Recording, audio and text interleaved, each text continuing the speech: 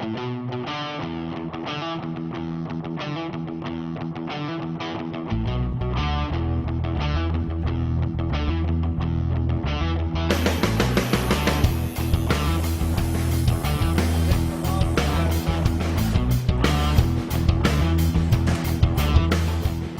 this going to be like the black and white side shot? Yeah.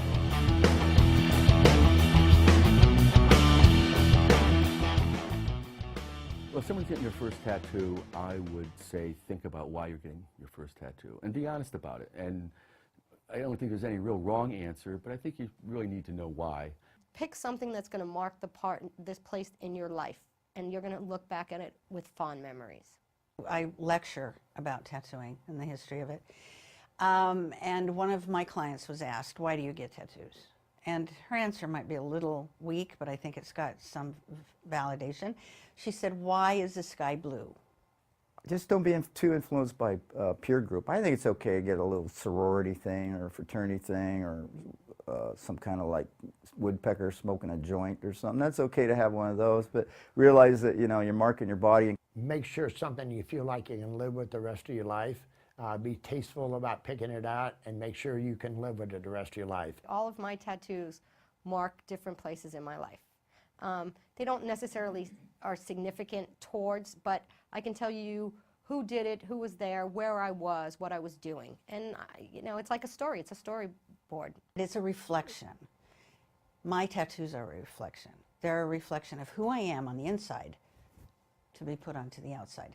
Now, that might not apply to everybody, but I think the most successful tattoos actually are markers of your life, of your journey, and that you can look at them and remember precisely where you were, who you were with, what music was playing, how you were feeling.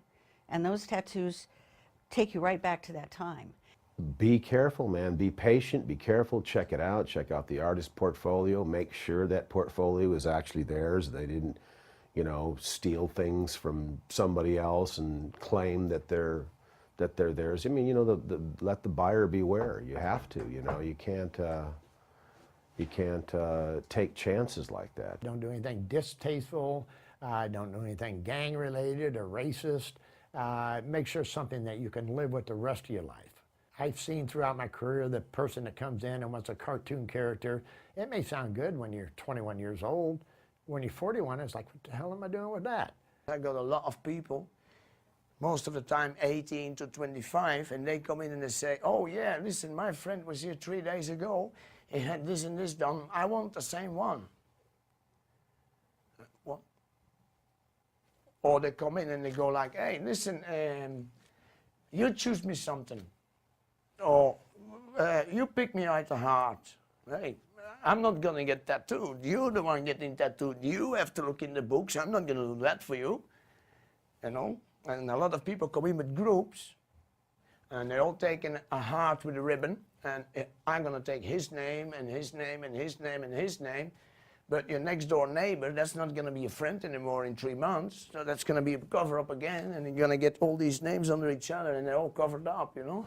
Names, I don't do names. My father used to have a saying. He says, if somebody wants a name on them, if they want a woman's name on it, he says, you do it as big and fancy as they want it for the same price.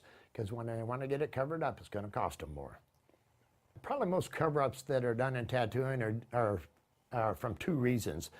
Either poor tattooing, or they made a mistake and got a loved one's name and now it's somebody else's loved one. You know, the tattoo will always be your tattoo. Your wife may not always be your wife or girlfriend or whatever.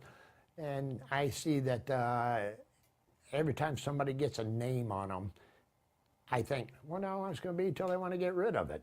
Make sure you really want this. It's, you know, we have a lot of young kids that come in and want a lot of dumb stuff. And especially I focus more on the females.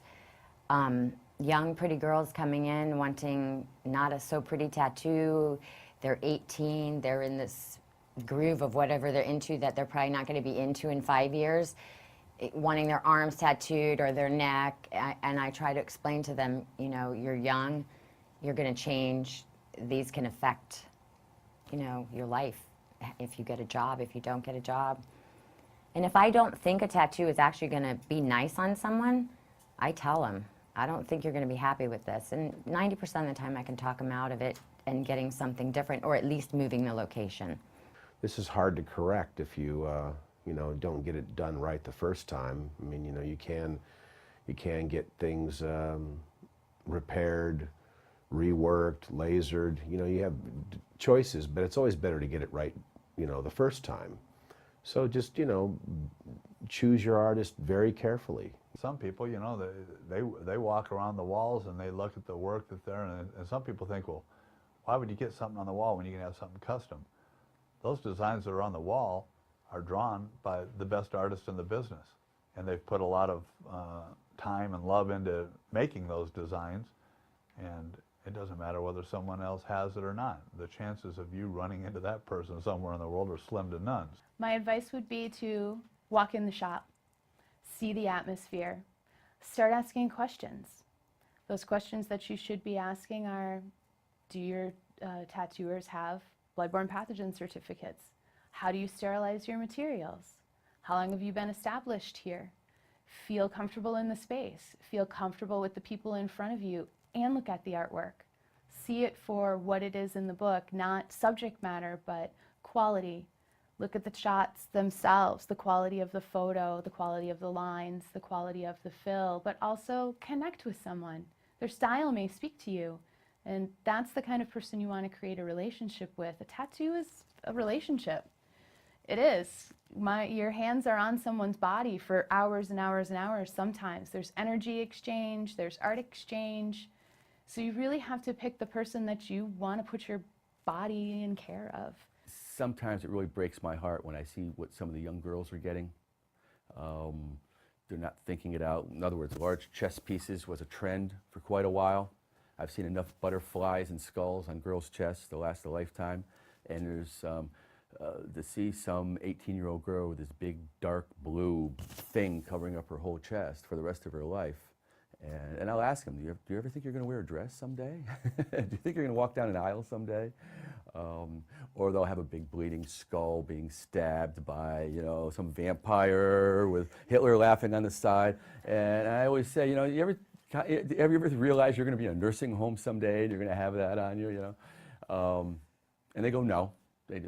They're in the moment, and they just think they're going to be 18 for the rest of their lives. And tattoos are, again, marks a point in time, but on the other hand, it's a little bit sad sometimes. I wish people thought them out a little bit better.